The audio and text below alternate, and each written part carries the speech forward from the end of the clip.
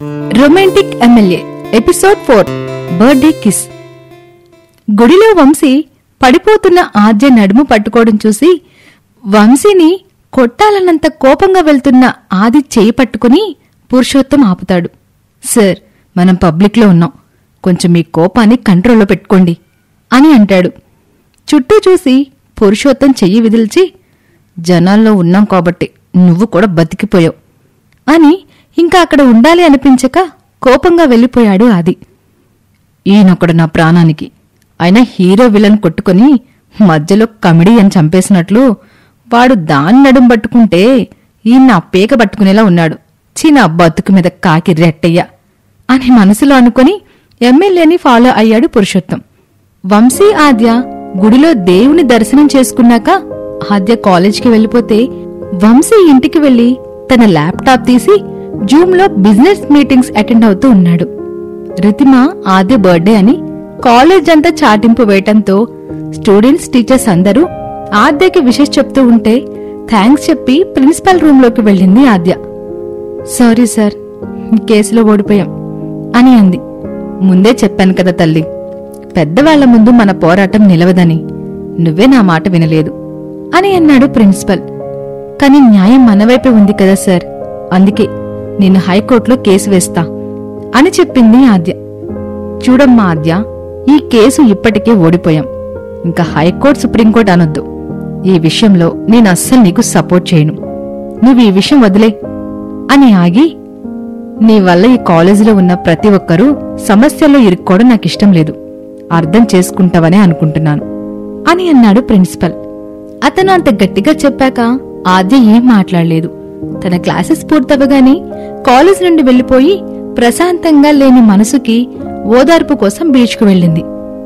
ఆది ఇంటికి వెళ్లగానే బార్ రూమ్కి వెళ్లి ఫుల్ బాటిల్ ఎత్తి రా, విస్కీ అని తేడా లేకుండా ఆపకుండా తాగుతున్నాడు. అయినా గాని ఆది కోపం తగ్గడం లేదు. మొన్న పంతం, నిన్న కోపం, బట్ ఈరోజు నీ మీద ఉన్న ఫీలింగ్ ఏంటో అర్థం కావడం లేదు. వాడెవడో నిన్ను ముట్టుకుంటేనే నా రక్తం సలసలా మరిగిపోయింది. నువ్వింక నా సొంతం అవ్వాల్సిందే అని అరచి, నిన్నింక వదిలిపెట్టేదే లేదే అని డిసైడ్ అయ్యి బాటిల్ అయిపోవడంతో విసిరికొట్టి తన రూంలోకి వెళ్లి నిద్రపోయాడు. లేచేసరికి రాత్రి 8 అయింది. తాగిందింకా పూర్తిగా దిగలేదు. మనసుకి ఆద్యని చూడాలనిపించింది. పురుషోత్తానికి ఫోన్ చేసి, నా పంతులమ్మ ఎక్కడుందిరా అని మత్తుగా అడిగాడు. తెలీదు సార్ అని అన్నాడు పురుషోత్తం. ఏంది తెలుసుకోకుండా ఏం చేస్తున్నావు? అదెక్కడుందో 2 నిమిషాల్లో నాకు తెలియాలి. అది ఉన్న చోట అరగంటలో నేనుండాలి. నిమిషం లేటైనా నీ ప్లేస్లో ఇంకొకడుంటాడు అని వాన్ చేశాడు ఆది. ఇప్పటికిప్పుడు తెలుసుకోవాలంటే ఎలారా నా మగడా, నీ దగ్గర పనిచేయడం కంటే మున్సిపాలిటీలో చెత్త ఎరుగడున్నాయి. ఛీ, నా ముఖం మీద చిన్నపిల్లల డైపర్లెయ్యా అని తిట్టుకుంటూ రితిమకి ఫోన్ చేస్తే ఆద్య ఇంకా ఇంటికి రాలేదని చెప్పటంతో పురుషోత్తం తన బుర్రనంతా ఉపయోగించి ఆద్య ఫోన్ సిగ్నల్ ని ట్రాక్ చేయించి ఆర్కే బీచ్లో ఉందని కనుక్కొని ఆదికి ఫోన్ చేసి చెప్పాడు. శభాష్ ఉత్తమ్, అందుకే నువ్వంటే నాకిష్టం అని అన్నాడు ఆది. తొక్కేం కాదు అని మనసులో తిట్టుకొని, ఏదో మీ అభిమానం సార్ అని యాక్ట్ చేస్తూ ఫోన్ కట్ చేసి డ్రైవర్కి కాల్ చేసి ఆదికి కార్ సెట్ చేసి హమ్మయ్యా అనుకున్నాడు. కాలికి అలలు తగిలేంత దూరంలో కూర్చుని పున్నమి చంద్రుడిని చూస్తూ ఎగసి పడుతున్న అలలను చూస్తోంది ఆద్య. తన మనసులాగే ఎగసి పడుతున్న ఆ కెరటాలను చూస్తూ టైంని మర్చిపోయింది. ఆది కొంచెం దూరంగా కూర్చొని ఆద్యని చూస్తూ, ఈ పెచ్చదెక్కడ కూర్చొని ఏం చేస్తుంది? వచ్చి 1/2 గంట అయ్యింది, ఇసుక దోమలు తప్ప ఏమీ లేవు అని తిట్టుకుంటూ ఉన్నాడు. ఇంతలో అక్కడికి వంశీ కేక్ పట్టుకుని వచ్చాడు. ఆది పిడికిలు బిగించి, ఎక్కడికి ఊడిపడ్డాడు శనిగాడు అనుకుని, అంటే ఇంతసేపు వీడి కోసం వెయిట్ చేస్తుందా అనే ఆలోచనకి ఆది కళ్ళు ఎర్రబడ్డాయి. బావా, నువ్వేంటిక్కడా అని ఆద్య మాటలు లీలగా వినబడటంతో కోపాన్ని కంట్రోల్ చేసుకున్నాడు. నీ బర్త్డే కదా, ఇంకా ఇంటికి రాకపోయేసరికి బీచ్లో ఉంటావని గెస్ చేశా. వైజాగ్ బీచ్లన్నీ సాయంకాలం నుండి తిరిగొచ్చేసరికి ఈ టైం అయింది అని అన్నాడు వంశీ. కాల్ చేస్తే నేనే వచ్చేదాన్ని కదా బావా అని అంది ఆద్య. అది అయ్యిందిలే అమ్ములు. ఫోన్ రింగ్ అవుతున్నా నువ్వు ఆన్సర్ చేయలేదు. నాకింకా నిన్ను వెతకక తప్పలేదు. ముందైతే కేక్ కట్ చెయ్యి అని తొందర పెట్టాడు వంశీ. వాళ్ళ మాటల్ని బట్టి, అక్కడ సీన్ బట్టి ఆద్య బర్త్డేని అర్థం చేసుకున్నాడు ఆది.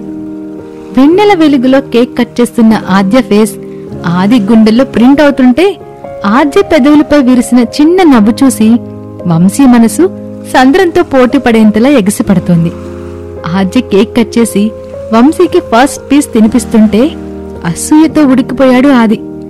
వంశీ కూడా కేక్ తినిపించి మిగిలిన కేక్ ని పక్కనే ఆడుకుంటున్న పిల్లల దగ్గరకు తీసుకెళ్లి ఇచ్చేసొచ్చాడు. వంశీ రాగానే ఆద్య టైం చూసి వెళదాం పద బావా అని అంది. అప్పుడేనా? నీతో ఇలా ప్రశాంతంగా కూర్చొని మాట్లాడి చాలా ఏళ్ళైందమ్ములు. కాసేపుండు. ఈ జ్ఞాపకాలని నా మనసు నిండా నింపుకొనివ్వు. నీతో ఉన్న జ్ఞాపకాలను తలుచుకుని ఆ వెన్నెలను చూసేవాడిని నిన్నాళ్ళు. ఇప్పుడు నీతో కలిసి చూడు నువ్వు అని ఎమోషనల్ గా అన్నాడు వంశీ. బావా అని ఓదార్పుగా వంశీ భుజం మీద చెయ్యవేసింది ఆద్య. ఎందుకు దూరంగా వచ్చేశావని అడగనమ్ములు. అడిగినా నువ్వు చెప్పవని తెలుసు. చిన్నప్పటినుండి నీ మొండితనం చూసిన వాడిని నేను. దీని వెనుక కారణం చాలా పెద్దదని నేను గెస్ చేయగలను. కాని వెళ్లే ముందు నాతో ఒక్క మాట కూడా చెప్పకపోవటమే బాధనిపించింది అని ఆగి, ప్రతి బర్త్డేకి నిన్ను వెతుక్కుంటూ నేనెక్కడున్నా నువ్వెక్కడున్నావో తెలుసుకొని వచ్చేస్తా. ఎందుకో తెలుసా? ఆ ఒక్కరోజు జ్ఞాపకాలతోనే నాకు ఇయర్ మొత్తం గడుస్తుంది అని చెప్పి ఒక్క క్షణం ఊపిరి తీసుకుని వదిలి, నీ మొహంపై నవ్వు చూసి ఏన్నేళ్లయిందో తెలుసా? ఎందుకిలా రాయిలా మారిపోతున్నావు అని అడిగాడు. బావా, కొన్ని గాయాలు మనసుని చంపేసి మనిషిని మాత్రమే మిగులుస్తాయి అని చెప్పి, నీ అమ్ములు ఎప్పుడో చచ్చిపోయింది బావా అని అంది ఆద్య. వంశీ బాధగా లేచి, నువ్వలా మాట్లాడుతుంటే నా ప్రాణం పోతున్నట్టుందమ్ములు అనుకుని, సరే ఇప్పటికే లేటైంది, వెళదాం పద. జరిగింది మార్చలేం, కాని జరగాల్సింది మార్చే శక్తి మన చేతుల్లోనే ఉంది. నీలో ఉన్న నా అమ్ముల్ని ఎలా బ్రతికించుకోవాలో నాకు తెలుసు అని చెప్పి ముందుకు నడిచాడు. అది జన్మకి జరగని పనిలే అని ఆద్య మనసులో అనుకుని వంశీ వెనక్కి నడిచింది. వాళ్ళ మాటలు విన్న ఆదికి ఆద్య ఏ విషయాలు మాట్లాడుతుందో అర్థం కాకపోయినా ఏదో చేదుగతం ఆద్యని వెంటాడుతోందని అర్థమైంది. వంశీ ఆద్య ఇంటికి వెళ్లి డిన్నర్ చేశారు. రితిమ తన లోకంలో ఎప్పటిలాగా విహరిస్తోంది. వంశీని రూంలో పడుకోమని చెప్పి ఆద్య హాల్లో ఉండిపోయింది. రితిమ ఉదయం చేసిన గొడవ వల్ల ఆద్య మాటని గట్టిగా కాదనలేకో రూంలోకి వెళ్లి తలుపేసుకున్నాడు వంశీ. బీచ్ దగ్గర అన్న ఆద్య మాటల వల్ల వంశీకి నిద్ర కరువైతే గతమంతా కళ్ల ముందు మెదిలి ఆద్య కళ్ళు చేరువయ్యాయి. వేగంగా వెళ్ళిపో బావా, నిన్ను వెళ్లమని చెప్పలేను, కాని నువ్వుంటే ఆ గతాన్ని గుర్తు తెచ్చుకోకుండా ఉండలేను అని చిన్నగా ఏడుస్తూ ఉంది. దాదాపుగా రాత్రి 11 గంటల ప్రాంతంలో తలుపు కొట్టిన చప్పుడికి ఈ టైంలో ఎవరై ఉంటారు అనుకుంటూనే టేబుల్ మీద పెప్పర్ స్ప్రే పట్టుకుని డోర్ ఓపెన్ చేసింది. ఎదురుగా మంకీ క్యాప్ పెట్టుకున్న ఆదిని చూసి ఏ రౌడీ వెధవ అనుకుని పెప్పర్ స్ప్రే కళ్ళలో కొట్టింది. మంటకి కళ్ళు మూసేసి, ఉసి నేనే అని చిన్నగా అరిచాడు ఆది. ఆ గొంతు బాగా పరిచయం ఉన్నట్టు అనిపించటంతో నువ్వు అని ఆద్య ఆలోచిస్తూ ఉండగా, నీకు కాబోయే మొగుడిని అని చిన్నగా అన్నాడు ఆది. సరిగా వినిపించకపోవటంతో ఏంటి అని అడిగింది ఆద్య. నేనే ఆదిని అని అన్నాడు ఆది. అప్పుడు ఆద్యకి వచ్చింది ఎమ్మెల్యే అని వెలిగింది.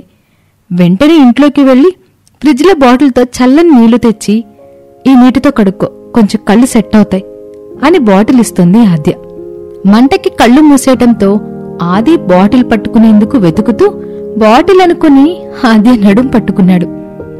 బాటిల్ ఏంటి ఇంత మెత్తగా ఉందని అనుకుని ఆద్య నడుము ప్రెస్ చేశాడు ఆది. ఆద్య కోపంగా ఆది చేయి మీద కొట్టి, బాటిల్ తీసుకోకుండా నా నడుం పట్టుకుంటావేంటి అని అరిచింది. నువ్వు కొట్టిన స్ప్రేకి కళ్ళు కనిపించట్లేదు, బాటిల్ అందుకుందాం అనుకుంటే నీ నడుం తగిలింది. అది జున్ను ముక్కలా మెత్తగా తగిలినప్పుడే అర్థమైంది నేను పట్టుకుంది బాటిల్ కాదని. కాని డౌట్ తీరక ప్రెస్ చేశా అని ఆది అంటుంటే చిరాకు పడి, అబ్బబ్బా ఆపింకా, ఇవిగో నీళ్లు అని ఆది చేతికి బాటిల్ అందించి ఇంటి ముందర మెట్ల మీద కూర్చుంది. ఆది వెళ్లిపోతే డోర్ వేసేద్దామని ఆద్య ఆలోచన. ఆది మంకీ క్యాప్ తీసి వాటర్తో కడుక్కుని కొంచెం బెటర్గా ఫీల్ అయ్యి ఆద్యని చూశాడు. కారం పోసినట్టుగా ఉన్న ఆది కళ్ళను చూసి కొంచెం గిల్టీగా అనిపించినా, మొన్న బలవంతంగా ముద్దు పెట్టుకున్నావుగా, దానికి ఇదే శిక్ష అని మనసుకి నచ్చ చెప్పుకుంది ఆద్య. అయినా వీడేంటి ఇక్కడికొచ్చాడు? ఎందుకై ఉంటుంది? కొంపతీసి కేసు వెనక్కి తీసుకుంటాడా అని ఆలోచిస్తుంది ఆద్య. ఆద్య పక్కన కూర్చొని హ్యాపీ బర్త్డే అని చెప్పాడు. ఈ లోకంలోకి వచ్చిన ఆద్య, నీకెలా తెలుసు? అయినా తెలిసినా విషెస్ చెప్పడానికి ఇంత దూరం పనిగట్టుకుని ఈ టైంకి రావాల్సిన అవసరం లేదే అని అంది. విష్ చేస్తే థ్యాంక్స్ చెప్తారు, ఇలా అర్థం లేని మాటలు మాట్లాడరు అని చెప్పాడు ఆది. సరే థ్యాంక్స్, విషెస్ చెప్పేశావుగా, ఇక వెళ్ళు అని అంది ఆద్య. విషెస్ చెప్పా, గిఫ్ట్ ఇవ్వలేదుగా అని అన్నాడు ఆది.